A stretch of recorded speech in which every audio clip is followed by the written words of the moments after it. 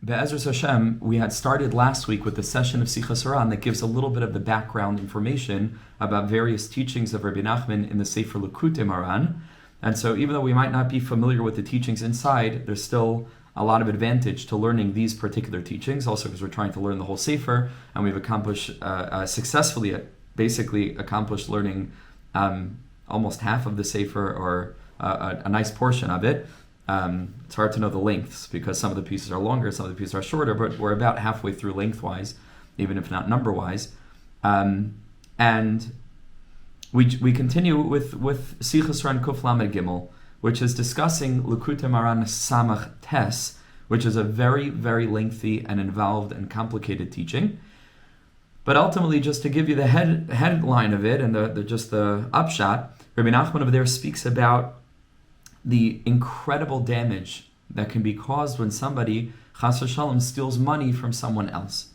A person who steals money from someone else, Rabbi Nachman says, on a spiritual level, is in a certain sense like taking the person's wife away, because the wife is very much connected, a spouse, especially the feminine aspect, is very much connected to finances, very much connected to the aspect of nefesh. Rabbi Nachman explains over there using psukim and mamari chazal, and the wife is the foundation for all the children. And chas v'shalom, Rabbi Nachman says over there that a person who is gonev or gozel, a person who steals money from someone, says Rabbi Nachman, in a certain way, chas v'shalom, that can even impact that person's children, from whom that person is stealing.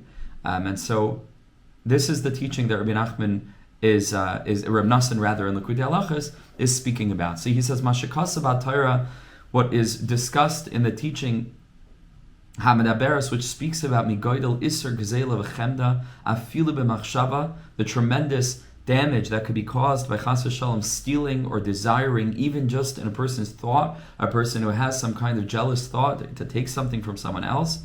Pirish ala goizel as chaverai, the idea of taking something chas v'shalom from their friend. Where Rabbi Nachman says over here in that lesson, Shapirish, where Rabbi Nachman explains the Gemara in Baba Kama Daf Kuf Gimel Amud Aleph, that a person who takes something forcefully, or not forcefully, but a person who steals something from someone else, he would need to follow that person even to this ancient place called Media or Madai, which is northwestern, I think, Iraq or Iran today. That kingdom, even if he went so far away, you would have to run after him to try to return it to him, because a person who steals a terrible thing, you have to return that which you stole. So Rabbi Nachman interprets this Gemara over here, where it says Yelichenu achrav afilu lemadai. Rabbi Nachman understood the word lemadai as not referring to the place madai per se, but dahainu, it's actually a conjugation of two words. Limadai is limude Hashem, which of course the pasuk says in Yeshayahu, right? Limude Hashem al tikar banayach ala banayach, right? V'chol banayach limude Hashem. That there's a connection between banayach and the concept of limude Hashem, those that are being taught by HaKadosh Baruch Hu, those that who study the teachings of HaKadosh Baruch Hu, are connected to the concept of children. So Rabbi Nachman says that a person who steals, the impact of stealing, meaning yolichenu achrav, the impact of that thievery, can reach afilu lemadai, which isn't, again, speaking about the place madai, but is a reference to this pasuk in Yeshayahu that refers to children as v'chol banayich are limude Hashem. And so this word lamadai is a conjugation of these two words. Limud, and the yud is for Hashem. Limude Hashem. It could impact chas v'shalom, not just a person thinks, what's the big deal? Like our corners in a business deal, take a couple of dollars, or a couple of pounds, or a couple of shekel, or a couple of pesos, wherever you are in the world. It's much deeper. There can be the unintended consequence, chas v'shalom, of going well beyond and stealing the person's wife in a certain deep sense, or a person's children, chas v'shalom, hainu abanim v'chulu ayin sham. And this Torah itself, Siman Samach Tes, was taught in the context of, it's a very interesting episode, or a series of episodes in the Breslover lore, in the Torah Shabbal Peh of Breslov, surrounding a very influential and unique individual called Moshe Chenkes. He was a student of Rabbi Nachman's. There were some problems it's a very complicated sugya what happened with this Moshe Chenkis, but at one time he wasn't able to have children.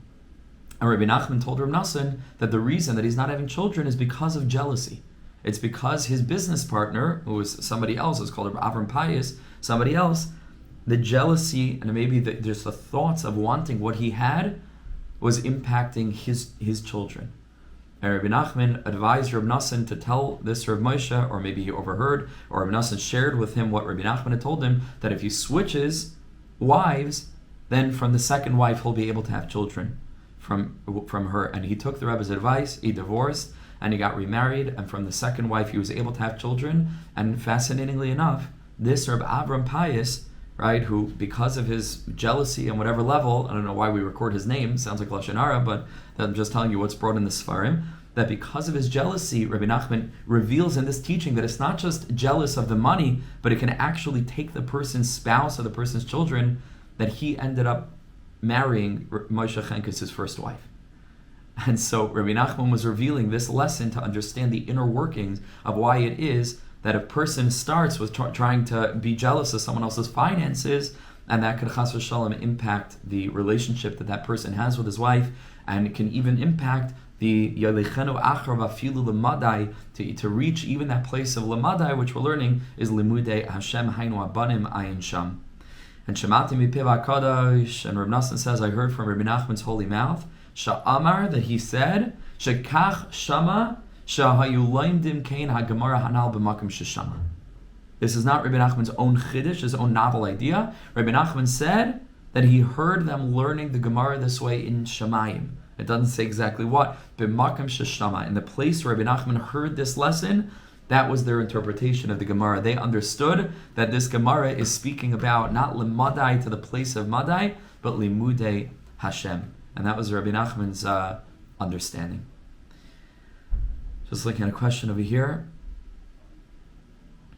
So we're learning about that, I think, this question that Miriam is posting here. We're learning about that in the Yichar HaSpodado series. We learned about that the last 2 weeks, right? About the question is how centered a person is. For those who are listening to the recording, didn't see the question is about being jealous of other spiritual opportunities, of other spiritual levels, madrigas that people have.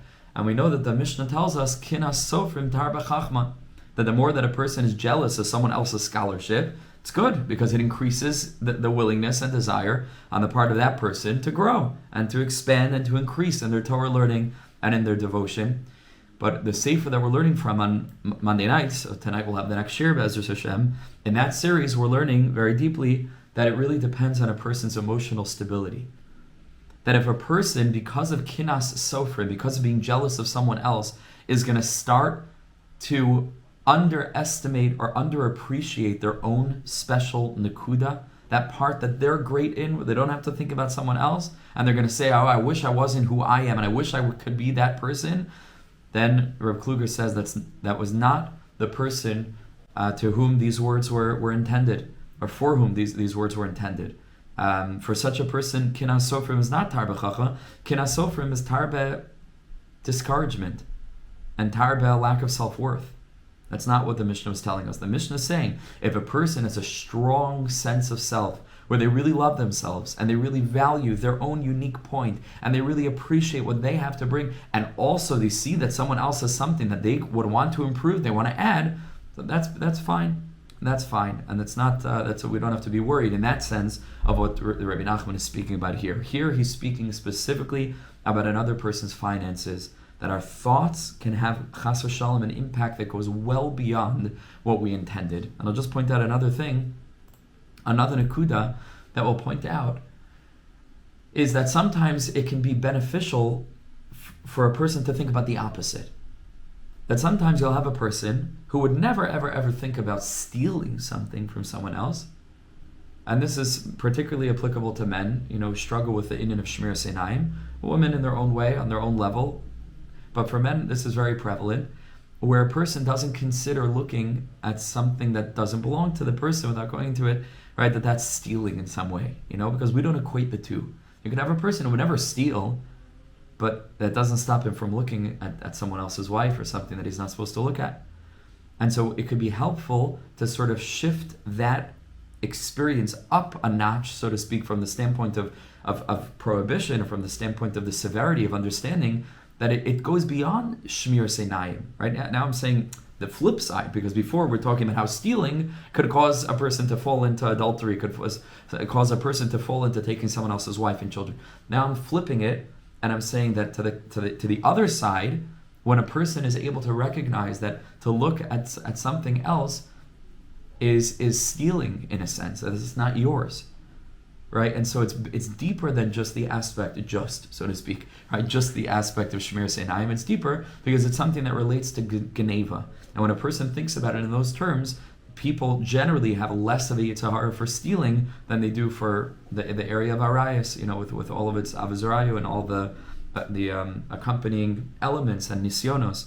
And so it could be beneficial for a person to have that kind of consciousness, to say, I'm not a person who steals. Might be a person who struggles with my taivas and my yitzhahara, that's fine, but I don't steal. And so even if I wouldn't be able to withhold on the level of shmir seinayim, but on the level of thievery, that's already something I'm not going to stoop to. And that could be a beneficial and a useful meditation to think about. Okay, let's carry on. And we go into Sichos Haran Kuf Lamed Gimel. And the Rebbe says like this: Shayich l'siman ayin reish hei b'likutei chelik rishon. This teaching is relevant to the context of Likutei Maran, and it's really 275, but because they don't want to write chas v'sholom the word ra, right, which is evil, so sometimes they'll flip it around. So it's ayin reish hei. It should be reish ayin hei. 275. In the first volume of Likutei Maran Hamascheles, the teaching that begins, Da shekol mitzvah nasim imena ner v'chilu ayin sham. That a person should know that because the pasuk says ki ner mitzvah v'Torah ar, that each mitzvah becomes a candle. And that la'asid lavai, in time to come, Rabbi Nachman brings the Gemara in Shabbos that tells us that kivan shemeis nafshi nase chavshi min ha-mitzvahs, because the pasuk is about meisim chavshi, that a person is dead, and a person when they're dead are free. Where the Gemara says, Kivan shemeis nasa chavshi min ha-mitzvahs, that when a person leaves this world, they are free from the mitzvahs, meaning they cannot do another mitzvah. And famously, we all know from the Vilna Gaon, right, that at the very end of his life, all he was doing was just sitting there and just stroking his tzitzis. And he was saying how precious it is to be able to do mitzvahs in this world, the simplest thing, that in the next world, we're not going to be able to do that. Kivan shemeis nasa chavshi min ha-mitzvahs. And that's literally what the Gemara means. Rabbi Nachman has a deeper interpretation of those words. Kimin shemeis nasa chavshi min ha-mitzvahs. He says the word chavshi could mean free, but it could also mean to search. Coming up to Pesach now, right? B'dikas chametz, a person is mechapes. They seek for the chametz. They search for it. So Rabbi Nachman says, we'll put these two sources together. If the source in the pasuk tells us that ner mitzvah, that a mitzvah is connected to a candle, so then the Rebbe says, Kivan shemeis, when a person leaves this world, nase chavshi, not that they are freed, but nase chavshi means there is a chipus, there is a seeking that is mitzvahs. Nase chavshi min ha-mitzvahs. They use the candle of ner mitzvah to seek out in the treasure houses of the king. And the more mitzvahs we have, the more candles we have, the more that a person is able to access. Of course, these are mishalim. This is just a parable. We don't really grasp, can't understand what it's like. It's a metaphor. But in accordance with how many mitzvahs a person has, the more refined a person is, the more levushim. I think we learned, for those who were with us at the very beginning of the series, we learned about the garments that Rabbi Nachman speaks about at the beginning of Sichos Haran, that every mitzvah is another garment. I think we learned from the Baal Tanya over there that the garments allow for the filtering of that great light of whatever that experience is on a spiritual level. So here's another metaphor, that the mitzvahs are candles, and with these candles, we are able to search out in the treasure house of the king after a person's neshama leaves their body. So that's what Rabbi Nachman speaks about over there. Ata shamati mi echad, says Rabbi Nassan, now, at this point, having already written that teaching in Likutei Maran and printed it, says Rabbi Nassan, shamati mi echad, sheshamagam kinzeh inin mi piva kadosh. Someone else also heard this teaching from Rabbi Nachman, ober adavar yoser ksas, and he explained this a little bit more deeply. Sha'amar, and he said, she'ish echad shener shalei ani yachalid loki mezeh shah. Because it isn't just about how many candles you have, it's also about how long the candles are, how long they will last. So it isn't just about how many candles, because you can burn through all the candles, but the question is, how long are the candles? So he says sometimes you could have a person, it's very brief. It can't last that long. It's a very narrow, very thin, a very short candle, and the wax melts away, and that's it. So his opportunity to seek and to search, it's like one of these, videos where they do these giveaways, whatever. Just run into the store and grab the first 10 things you can take. So how long do you have? Right? So it isn't just about taking it. The question is, how long do you have? So some people have a very short candle, and they're not able to search for that long. And then the candle burns out, and they have nothing to search with, as it's over. But there's another person, some people, their candle is longer, and they can seek and they can search for a longer period of time. But then that candle also is going to run out. And there's another kind of person, that they have such a tremendous candle that it's able to, the wax will just burn and burn and burn for a whole entire day. And there are others where the candle will last even longer. It says Reb Nosson, quoting from the Rebbe, that there's one kind of person, they have so many incredibly magnificent and lofty and elongated candles, they just never ever go out. And that candle will burn forever and ever and ever and ever. Fortunate is that person that the candle never burns out. It goes forever. So what does this mean? So Reb Nosson says, from this we're able to understand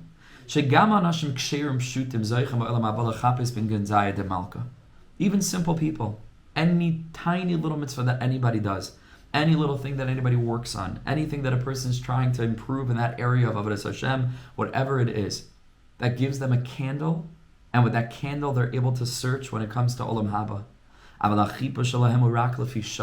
But it's possible that their chipos, that experience of searching, will only be lefi shah, will only be temporary. If you have mitzvah shalahem in accordance with the mitzvahs that they have.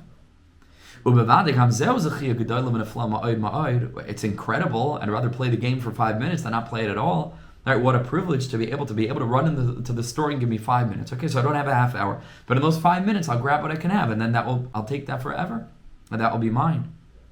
It's a wondrous thing. Even if you have 2 minutes in the treasure house, you'll grab some jewels, you'll grab some diamonds. That can keep you happy and content forever and ever and ever. But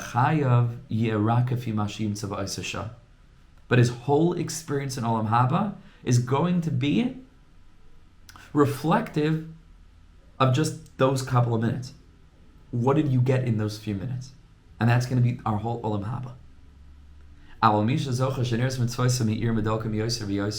But a person whose mitzvahs in the mashal are longer, they're taller candles, so then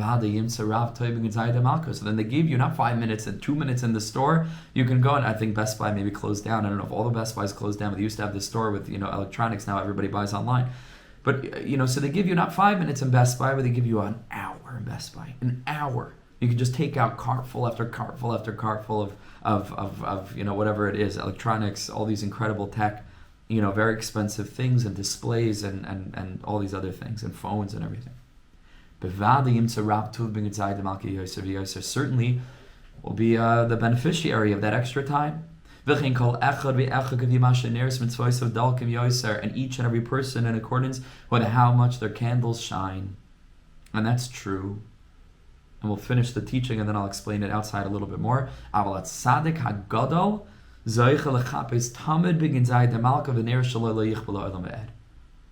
true tzaddik, he never has to leave. He just moves into Best Buy.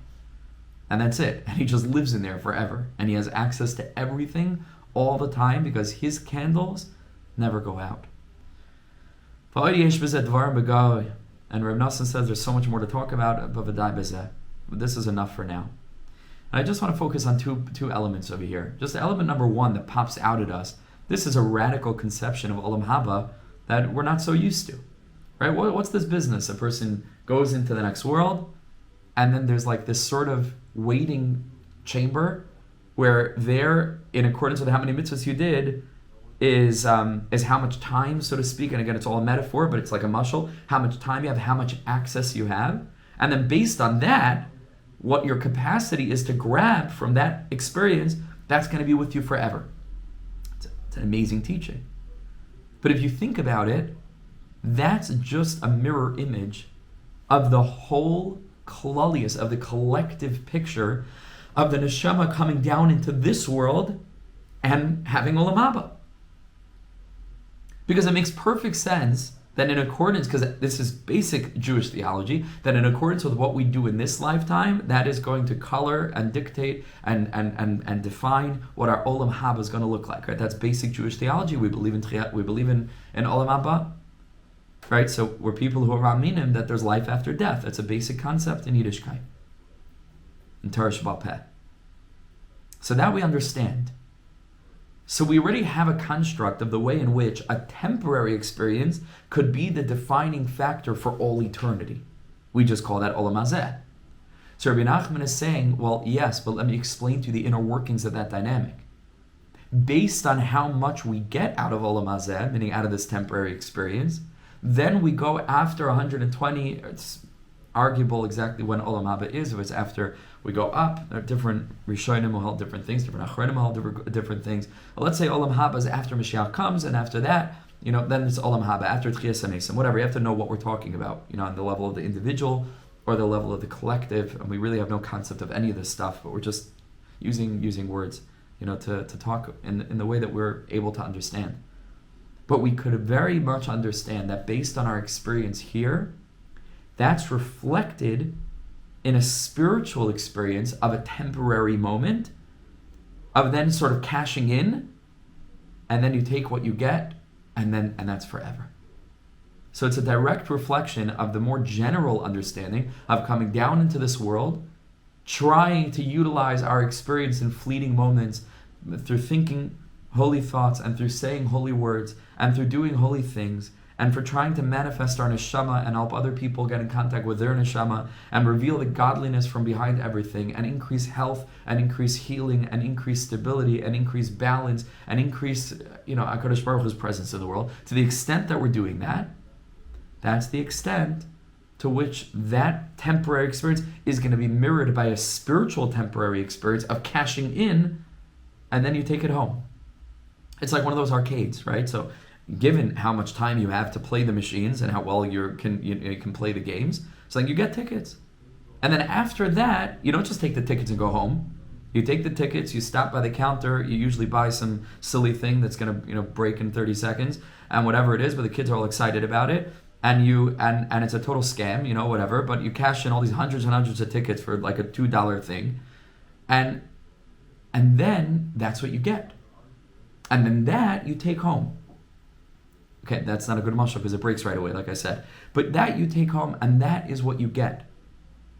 But there is this cashing in aspect, and that's what's being referred to by the pasuk that tells us ki ner mitzvah, the mitzvahs are candles, and kivin shemeis, when a person leaves the world, nase chofshi min ha-mitzvahs, not that they become freed from the mitzvahs, but there is a search that is accomplished with the mitzvahs, and that search is for the purpose of defining and dictating to the person what their olam haba is going to be, which sounds strange, but is only a reflection of their whole experience in olam hazeh, which is temporary, that does dictate what our olam haba experience is going to look like. Okay, so that's just a little bit of the inner working.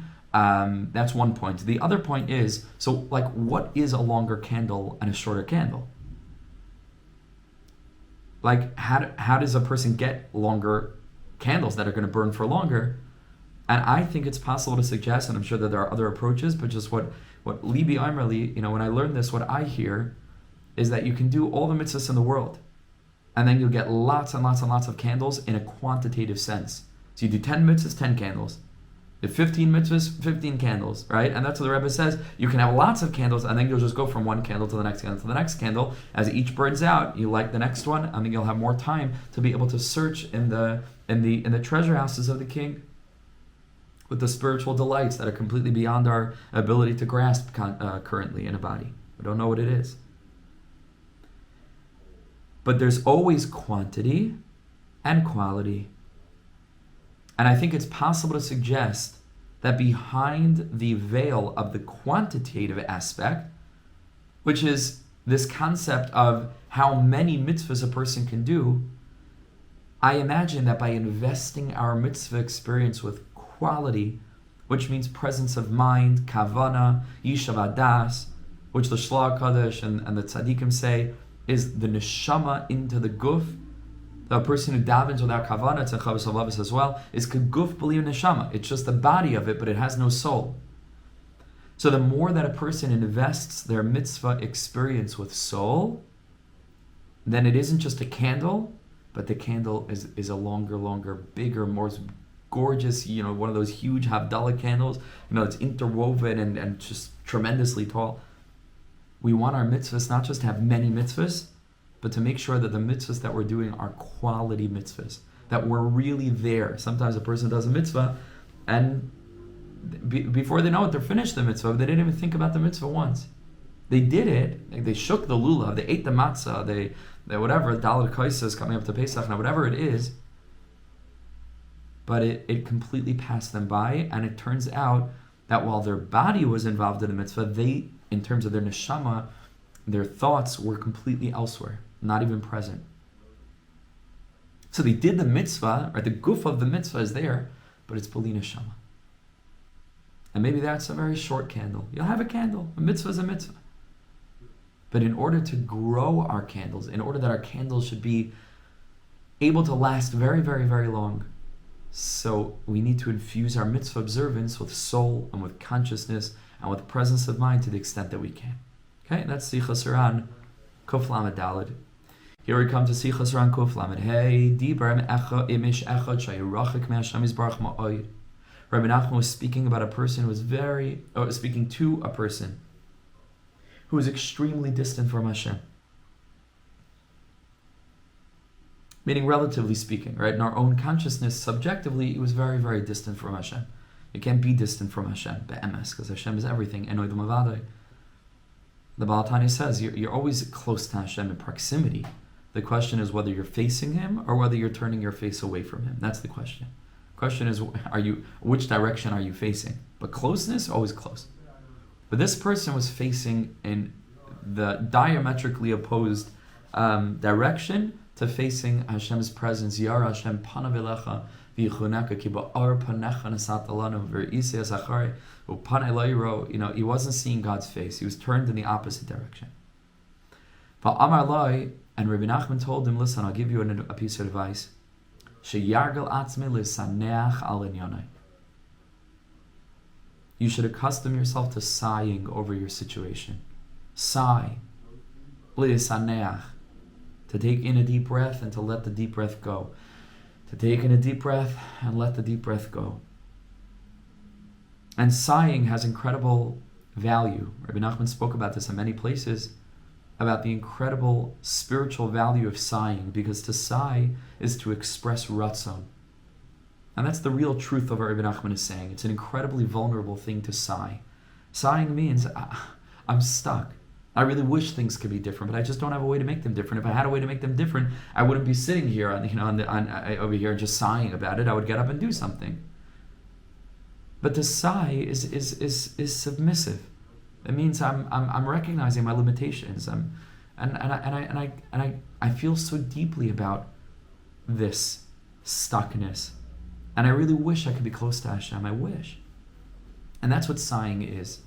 If you want to take it to sort of in a therapeutic sense in the modern age, which is really just the physical expression of this, because HaKadosh Baruch Hu put it into our teva to sigh, when we're feeling in lachatz and in a state of lack. But today, there's very, very, very important work that's happening around breath and breathing. And one kind of breath work or another kind of breath work, which are therapeutic modalities that are enabling people to really center themselves and get in touch in a very, very deep way with our essence and to focus inward. And so again, was Rabbi Nachman speaking about breath work? In this source, it's not so clear. In other sources, maybe you could say a little bit more, but it doesn't matter. There's an aspect of breath work here, because it all has to do with the breathing. It has to do with the ruach. And to sigh means to take a deep breath in, and then to breathe out.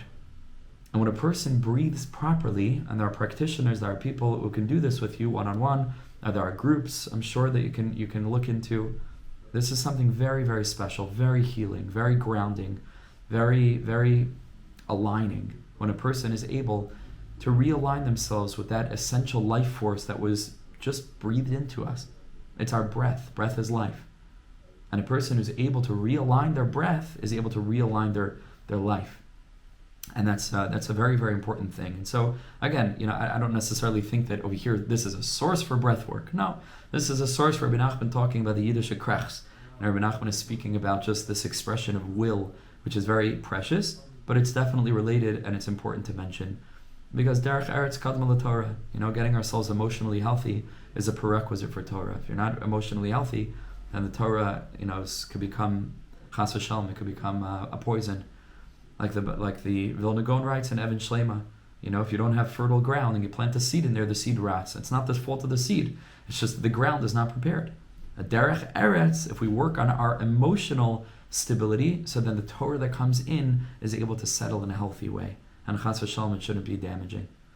Okay, so that's important to know. Va'amar, Reb Nachman continued and he said, then he explained and he revealed the Torah of Siman Kuf Tes, of 109 in Likutei Moharan, which speaks about Yesh Hevel Shanash Ala Aretz. Rabbi Nachman speaks about the two Havalim, which he swaps out the letter Hey for Ches, and he says there are two Chavalim, there are two ropes in this world. There's the rope of holiness and there's the rope of the other side. Rabbi Nachman says that you can't be on both ropes. At any given moment, you're either on one rope or the other.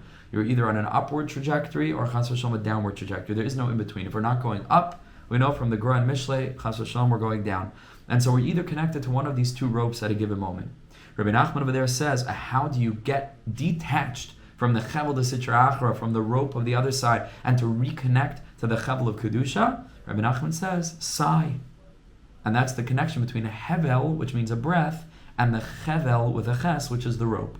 That if you want to swap your rope, it has to be to change our hevel. What are we sighing about? Are we sighing because we wish that we could, have even more material pleasure and physical success? Or are we sighing the sigh of the neshama that feels trapped and that wants to connect to Hashem, and we're just stuck? And that's where our yearning is. That's the direction that we're facing, because that's really what matters. It's like when a person's driving, and sometimes if you're driving, if you're walking, and you see a car is pulling out from a side street, you're driving down the main street. It doesn't matter where the car is positioned, because you could have the car that looks like it's positioned, the kilu, it's going to make a turn. You have to be looking at the driver, not the car. Because you can see where the driver is facing, they might turn in the opposite direction. Even if the car is positioned like this, they might turn like that. You cannot just look at the car, you have to look at the driver. And so to me, when I sit with students or I sit with other people in classes, and to me, and friends, what's most important to me is not what the person is doing. Because that's not the direction necessarily that the person is going. You could have a person who's doing all the right things, that's the car is facing in the right direction, but the driver is not there. The driver is looking somewhere else. And sometimes you could have a car that's faced in the wrong direction, but the driver is trying to turn around. And that's the authentic self. That's what matters. That's really what matters. So Rabbi Nachman says, if you want to disconnect from the hevel, the sitra achra, you make a krechs. And a person sighs, and they wish that they could connect. And in that moment, says Rabbi Nachman, you're already connected. Because in that moment, you are where your will is. If it's authentic. You can't school the system, though, right? Meaning if it's something that is in your capacity to do, and we're not doing it because we're lazy, and then we're expressing ratzon, you could have all the ratzon in the world, but that's not what we mean. But we mean that a person genuinely yearns with the intention to do, and the intention to actually carry out what they're yearning for. And if a person is doing that, then they're focused in the right direction, they're already connected. It's explained there in that teaching, if you want to look it up inside, Likutei Moharan Kuf Tes 109. It's explained there that through a person sighing, that a person that a person's yearning to get close to Hashem, that's all they want. In that moment, they're disconnected from the downward direction of the chevel de sitra achra, right? That's pointing downward, and immediately they're reoriented to point upward, and they're on the chevel, they're on the rope of holiness, because they have this yearning to be holy, and this yearning to rise up. And if you have the yearning to rise up, so that's the aspect of heading in the right direction, and then a person is reconnected. And there were many other teachings that Rabbi Nachman revealed subsequent to this teaching, which describe the incredible spiritual value of sighing, and you can incorporate that into the more somatic experience of breath work, right, which is really able to bring the body into it. And it's not enough to know, with our brain intellectually, and it's not enough even to feel with our heart emotionally. You need to bring it into the body. I'm recognizing that more and more and more. Our body needs to be addressed. Our body is like its own entity, and it could be that a person knows something with their brain, and it could be that they even feel it with their heart, but their body is just behind. Like they let nobody ever, like the body is still in flight or fight, trauma mode, whatever it is. The body is still stuck. And nobody ever told it wasn't communicated to the body. And this is very, very deep, very important to know, because you can have people who can't understand why they're still having physiological sort of reactions to triggering events, when in their brain they have emunah, and in their heart they're settled, and they've come a long way, but their body is still with backache, and with tension, and with this, and with tremors, and all different things. And it's very possible that the message hasn't gotten down to the body yet. And we have to figure out ways to communicate with the body. And there are techniques, the yoga, there are many different ways to bring the body into it. And that's I believe a crucial part of the energy of Mashiach is these techniques that relate to the body and really, helping the body to feel safe. Because it's a very real thing. This famous book, The Body Keeps the Score. Like the body is an emotional, intelligent organism, and we need to take care of it, because the body, we can almost abuse the body in a certain way, and the body needs to be taken care of. We need to make the body feel safe. And it's actually, I know this sounds strange, we all understand it hopefully to those for whom it's helpful, like myself, that there's even a therapeutic technique I was learning about recently, which is to caress the body. Which means to take your right hand if you're a righty, and you can just caress your left hand very gently. And that's the aspect of the adult in the room, just taking care of the body. Sometimes when the body reacts in a stress reaction, we feel upset about it. Oh, my body's failing me again, and oh, this terrible body, and it prevents me from doing this, that, and the other thing. And it could be that on the contrary, that's not what the body needs. Usually that makes it worse. What the body needs is to be made to feel safe. And if we could just in a healthy way, just tell our body, no, it's okay, it's fine, you're okay, you're safe, it's okay. And to reinforce and to communicate with the body, that is an incredible tikkun. Wow, what a tikkun to sort of parent ourselves in a way, and to take care of that trauma that's pent up and that's in there, which all of us have to one degree or another. Big T traumas, low T traumas, everybody's traumatized, because that's the nature of this world. To be born is a trauma. Just to be in this world is traumatic. It's an experience that's overwhelming. And so to be able to bring ourselves the healing that we need is something that's very, very powerful. An incredibly powerful point of healing. And you should just know, fascinatingly enough, that Rabbi Nachman in Chaim Haran advises speaking to the body. Amazing thing. It means 280, almost 300 years ago already, Rabbi Nachman was teaching about the necessity to communicate with the body and to address our limbs, to speak to them. I know it sounds bizarre, it's always speaking to the body. And the answer is, you have to understand that most of you is up here. And from here down, it's like another entity. It's like another being. That this part has to take care of that part. And not abuse that part. And not manipulate that part. And not be mean to that part. But to take care of it. Very, very powerful. And so breath work is one of those ways where we can take ideas that we have intellectually and bring them down into the physical experience of the body. You bring it into the guf. And that's very precious. Shi yikar ma'od, that's very, very precious. Okay, we'll look at the last teaching. It should say 136. Let's Kuf Lamed Vav. And this is related to a teaching where Ibn Nachman speaks in Torah Kuf Ayin Beis 172.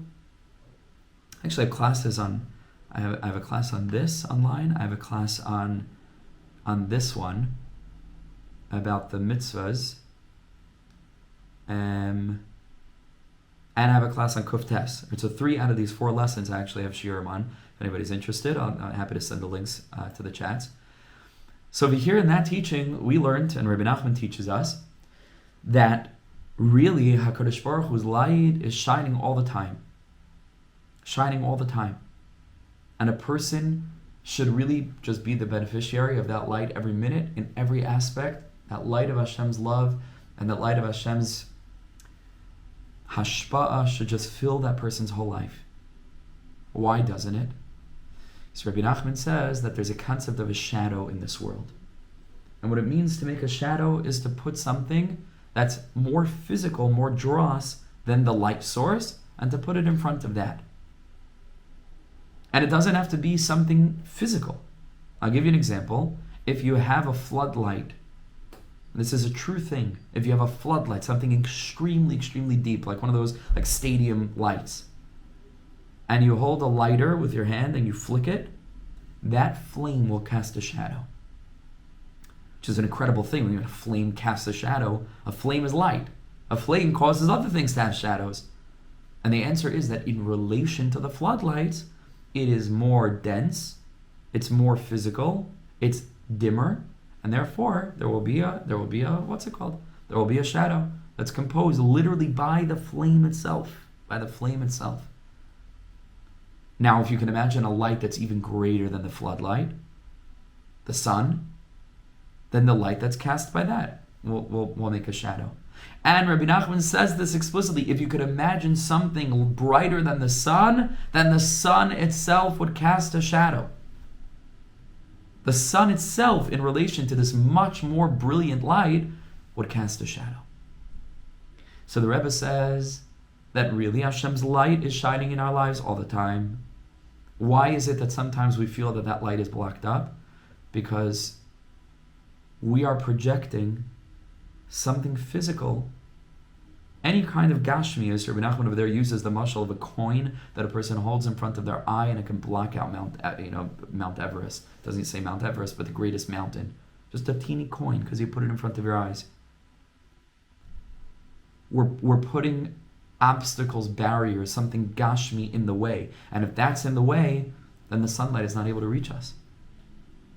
And that's what Rabbi Nachman says over there. This is relevant to that teaching. I heard from one of the people of Rabbi Nachman, one of his Hasidim, that he explained this a little bit more deeply. And explain what this means. A person has to work on a trait until they succeed in it. And they work on this, and they work on it, and they work on it until they nullify that bad midah. And they transform it. First, the person has to work on one midah. Until get rid of all of the ego, because that's really what sits at the core of all the bad midas. Right, or negative midah, expressions, manifestations, it's just a sense of self. And a person really gets to a place of mission orientation. I'm living for God, I'm living for Hashem, I'm not living for me. And a person focuses that consciousness on this midah, on that midah, on the other midah, and they fargin, and they let others go first, and they don't try to be people who are trying to put themselves ahead, and they always have to be the one to indulge, and no, they can withhold. And it's a very wonderful thing. And they work on that midah in one area or another area. And then a person can work on another thing until it's gone. And a person can be mavatal it. Until a person gets to a place, midah after midah, where they're totally refined. And in order to even begin imagining such a thing, we need to start with the premise that this is possible. This is possible for each and every one of us. We could work on our midos. We could, no matter what age, stage, what you're dealing with, struggling with, challenged by, we could change. Ein shem yish b'adam klal. There is no despair in the world at all, and that's always true. We could change. Says Rabbi Nachman, if you remove the blockages, to that extent, Hashem's light is going to shine in your life. Not because now Hashem's light is shining in a way that he wasn't before. He was always shining. But now I removed the obstacles. I removed the blockages. I removed those things that were causing a shadow to be cast, this illusory experience of a place where God isn't. God is, of course, there. It's just I put something in the way. Because the primary light in the world is Hashem's kavod. The pasuk says in Cheskel, "Ve'haaretz he'ira michvaydai." The earth was illuminated, or will be illuminated, with Hashem's presence. Hashem's presence is light. Mamash what we said. When you put something physical up against something that is a little bit more delicate, ice itself. So that physical thing, even though it's not mamash physical, but it's more coarse and it's more dense than the light that's shining to it, that will cause a shadow. The thicker the thing, the bigger the thing is, the more of a shadow it's going to cast. If you hold up a cane, right, or some kind of branch up against the sun, it will make a very thin shadow. If you hold up, a huge box in front of the sun, right, so that's going to make a greater shadow. If you build like a huge palace, right, so that's going to make an even bigger shadow, and a plane is going to make a gigantic shadow. That's what the shadow is. It's the hiding away of a portion of the light that really should have been shining in that place, but because you put something in the way, that patch of sunlight is going to be missing on the ground corresponding to the place where that thing is blocking the light of the sun. So therefore, the more that a person is stuck in a particular taiva, we'll go back to what we said in the very beginning, jealousy, physicality, the more that a person really places value on this lifetime instead of remembering what we're really here for, that these things don't matter at all, mamish at all. And a person's hasaga is just basics. Basics. They have what they need, they live comfortably, but basics. They don't need the newest upgrade to the next car and the next phone and the next this and the next that. They don't need anything. They're just happy. They're just happy. So the deeper the shadow and the more stuck a person is, the more that's going to hide Hashem's light and prevent it from shining in that person's life. To that exact degree, Hashem's light is going to be hidden. When a person is nullifying their negative traits and their taivas, so that's going to cause for the shadow to shrink and shrink and shrink. And the more Hashem's presence is shining, the more shining. That it was always shining, but it's just we got these things out of the way. And in this, to this degree, Hashem's light and the glory of God is shining into the world and into his life. Until a real tzaddik comes to a place where the shadow is gone. There is no shadow. The person just basks totally in the all-encompassing and enveloping light of Hashem, with nothing in the way.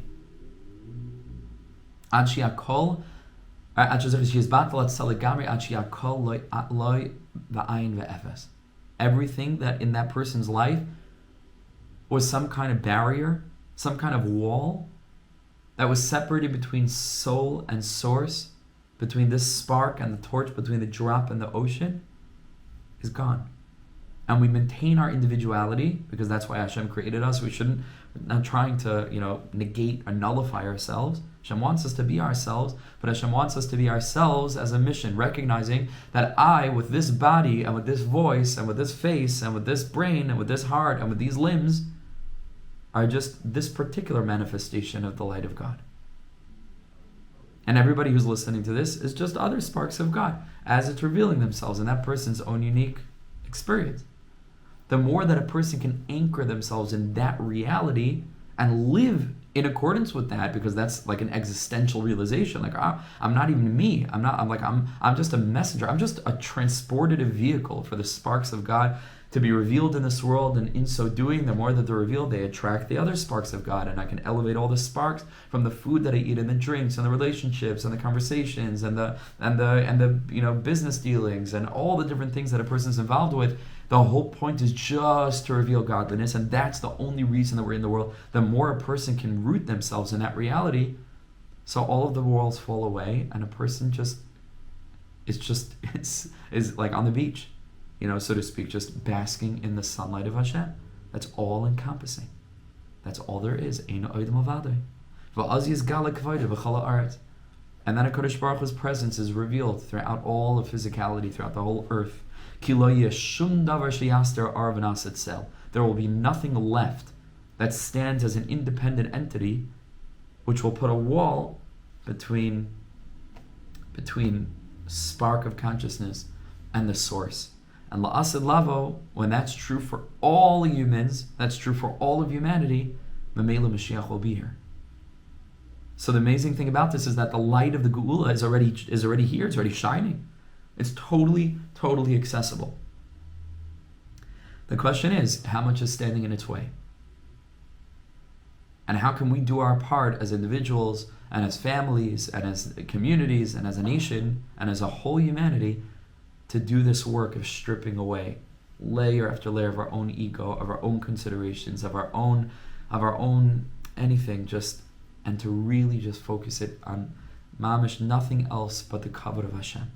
Nothing else but the presence of Hashem, that it should be revealed in all of its sweetness and all of its pleasantness, and not with shouting and with big rallies and with big, protests and whatever, just in a way of ne'imus and derech eretz and sweetness. The more that we could do that, the closer we are to the Geula.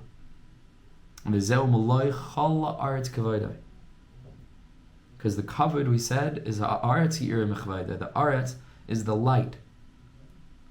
And when a person is able to get all of the barriers out of the way, then Malay Chala Aretz Kavayda, the whole earth will be filled with the light of HaKadosh Baruch Hu. The Kavod, which is V'Aretz He'ira Michavayda, the illumination of the presence of the divine. And then Hashem's light will be everywhere. Because everything will just be God's will. Everything will just be our subjective awareness of that reality. That Ein Oid Milvada. There's nothing but Him. There is nothing but Him. And the more that people could live out of this consciousness, the more the world is going to be healed. Not just metaphysically, that's of course true like we're saying now, but also on a very practical level. People will treat each other properly. People will respect themselves. People will live from a place of dignity. People will be seeking healing. The whole humanity, every single person, will really be living in a place of truth and in a place of compassion and empathy and garzevim keves, and the wolf will dwell with the lamb. That's what I'm dreaming about. That's the vision that I have in my heart and soul about this time period of la'asid lavai, of Malay Chala Aretz Kavayda. We could have it. We could have it. And it starts with us and our own selves and our own families, and modeling, just really, really elevated behavior and doing the work ourselves. We spoke about healing, right? Really being able to bring our body into it, and that's the ikar, I think, tikkun of dira b'tachtoinim mamish, when we're able to bring the light of our das, not just v'yadata ayoy ma'shavayis alavavecha, to our heart, which is deep enough, halavai, that we should just take the information and bring it down to our emotions, is deep enough, but I'm talking about bringing it even further down, even further, that really, to know that there's nothing else but godliness, not on the level of the intellect and emotions, not on the level of the body. The more that we're doing this work, the more that we're channeling the light of Mashiach in the world. I was just learning with somebody, and he asked me at the very end, he said, do you think Mashiach is coming this year? And I said, I believe that Mashiach is coming this second. Not that I don't think that Mashiach came this second because the second just passed and he didn't come, but that the coming of Mashiach is a process, not an event. And it's an ever unfolding process. Olam haba, the Sfarim say, is a olam haba, meaning it's a world, not the world to come, but the world that is constantly approaching. And the sun is rising bit by bit. And the more that we learn these teachings, and the more that we speak vulnerably and authentically, and the more that we show up in honesty, and the more that we find the courage and the bravery to be able to face the real stuff, and not to shove things under rugs, and not to mask things and to pretend, but just to be open and honest and real, the more the light of Mashiach is shining in the world. So Ashreinu that we're privileged to be connected to a tzaddik who said the truth, who spoke direct, and is training us how to be people. Not that we shouldn't have a lave Evan anymore. We shouldn't be people with a heart of stone. We should be people with a heart of flesh. Hashem should help us to grow closer and closer to the tzaddik, grow closer and closer to these teachings, and in so doing to come closer and closer to Hashem, and to taste the light of our own souls. Be'ezras Hashem. Okay, Yasher Koach. Thank you everybody for joining us. Just see another question. Koach HaMoshech, yeah. Right. Absolutely. Yeah, question. Paul, go for it.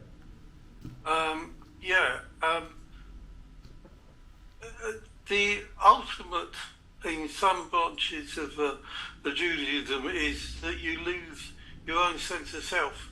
You're only aware of Hashem and the Shemliness. Are you saying that in Breslov that is at the highest level? Very much saying that. Rabbi Nachman says that explicitly.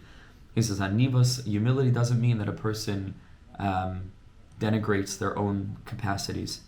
Humility means that a person recognizes their own capacities as a toolbox that was given to them by Hashem for them to do what they're supposed to do in this world.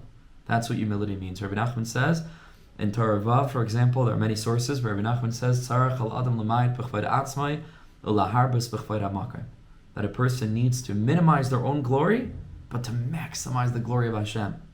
So minimizing your own glory is to realize that I have this ability, this talent, this unique element. That's not my own. I didn't choose that. I was outfitted with that. That's from Hashem. But laharbas b'chvod ha'makar is to use that, to use it. Right? Now that Hashem gave me this, so I'm not going to deny it. On the contrary, it's the most wonderful thing in the world. Hashem gave me a tool so that I can connect to Him. So that's the ikr, that's the primary humility. You know, to be Yehuda Maccabi, to be Mordechai Yehudi. You know, to stand up with Vayikva Liba B'darkei Hashem, with the pride of knowing, yeah, I'm unique. Hashem created me in a way that He didn't create any other Jew from the beginning of time until now, and from now until the end of time. Every Jew is absolutely unique. So the question is, what am I going to do with that uniqueness? Am I going to keep it for myself, or am I going to channel it for the ultimate purpose to recognize why I'm here? And that's exactly right. Oh, that's exactly Moshe Rabbeinu. That's perfect. Because that was Moshe Rabbeinu's whole thing. He was an an of ma'ayid mikol adam, is the humblest of all people. You know who wrote that sentence? Moshe Rabbeinu. You know? And that's like a confounding thing. Like, what a weird thing. You know, he's describing himself as the humblest person. And the answer is because Moshe Rabbeinu's humility wasn't a denial of his greatness. It was the realization that his greatness didn't come from him and wasn't meant for him. It came from Hashem and it was meant for Hashem. But he owned it. He owned it. And that's a much healthier approach than trying to negate ourselves. What's the point of negating? Hashem put our neshama in a guf. He wants us to be independent entities. But through that independence, He wants us to reveal Him within ourselves. We call that the ocean in the drop.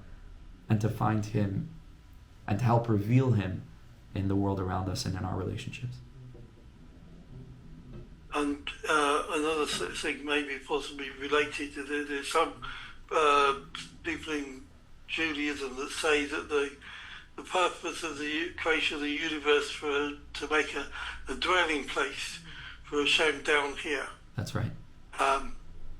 Is Breslov into that, or is it that not making a dwelling place for Hashem down here, but us trying to get closer to Hashem? No, it's both. It's both. You should know that even in Chabad, it's both.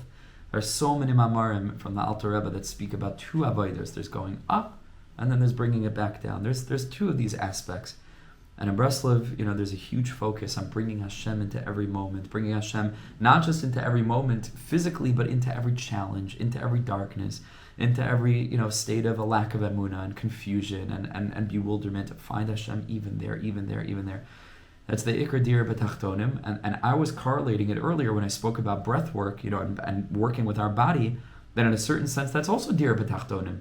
Because we're bringing what we know in our head, what we feel in our heart, into the flesh, into the actual physical body. And I can't think of a more intense and a more robust expression of Dir B'Tachtonim than that. Amazing. And so that's a work that all of us should be looking into. All of us should, which I very much am, and I'm actually considering here in London, after Pesach, trying to put together a group, to do some of this more physical work together. Be'ezus Hashem, I'm researching that, but it's crucial. And I believe that for the Chevra who have been learning Hasidus for a long time, now this is the next step. I think first we had to learn it, and we know it intellectually, and Baruch Hashem, we're feeling it emotionally. Now our Chevra has to bring it down into the guf. Now we have to find a way through different modalities to literally, to bring the body that it should be totally holistic. And that's a lot of work, but it's very important work. It's experiential work. It's like a different kind of thing. Which doesn't mean that we should stop learning Hasidus. We have to be learning it, to know it, and to feel it, but then we have to also set aside time to be able to use the practices that HaKadosh Baruch Hu is revealing, mostly through the Umas Ha'olam, but Chachma B'Gayim Tam, and they have techniques. And we're able to fill those techniques with Das, and the Das of Kedusha, but the techniques are very useful, very valuable. And so we're living in amazing times. Amazing times. It's a time of great brokenness, and it's a time of great fixing. And this is the last few moments, and the labor pains are super frequent and super intense. But as with Hashem, we should be able to say the Mazel Tov, of a renewed world, and the birth of Olam Haba that we're longing for.